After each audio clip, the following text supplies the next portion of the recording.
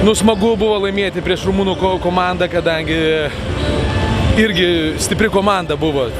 Turi didelį žaidėją, kuris pavojingas labai.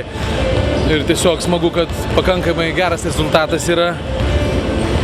Ir vėlgi, kaip komanda padarėme žingsniuką, aš kalbu apie kokybę komandos.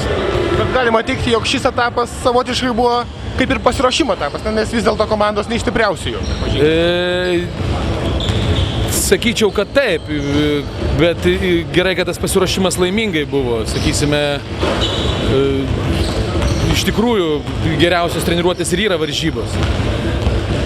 Bet manau, kad viskas gerai baigėsi. O kaip vertinate savo komandos žaidėjų darbą? Ar labai skaudžiai atsiliepė Aido Viskonto netektis? Na, iš tikrųjų tai taip. Viskontas buvo labai svarbus mūsų komandai.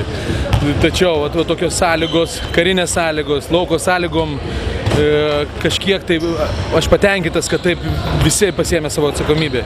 Sakysim, šiandien sėkmingai įsijungė Tomas, kuris, sakysime, sėkmingai kovojo su to dideliu žmogum. O kas nutiko ketvirtajame kėlinyje, nes prastas startas buvo ketvirto kėlinio pradžioj? Ar anksti patikėjot pergalę? Ne, čia kaip kiekvienas treneris žino, kad visą laiką būna tos duobės. Ir kuo mažiau patyrusių komanda, tuo reikia laukti tų duobių daugiau ir gilesnių. Nu, sakysime, ačiū Dievui, kad ir šita duobė buvo gili, bet vienintelė tokia. O kaip vertinate arenas, kuriuose rungtyniaujate? Nes šiandien dažnai pastebėjau, kamuolys žaidėjams slydo iš rankų.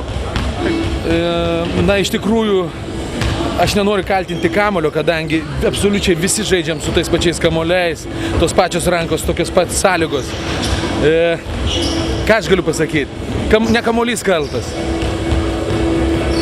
Stengsimės, kad neslystų tas kamuolys, sakant. Na, o dabar kitas etapas. Kokios prognozės, taip trumpai? Kažkiek reikia pailsėti ir manau, kad tikrai laukia ir Latvijos, ir Vokietijos komandos tikrai gero lygio. Tiesiog vėl eisim į kovą.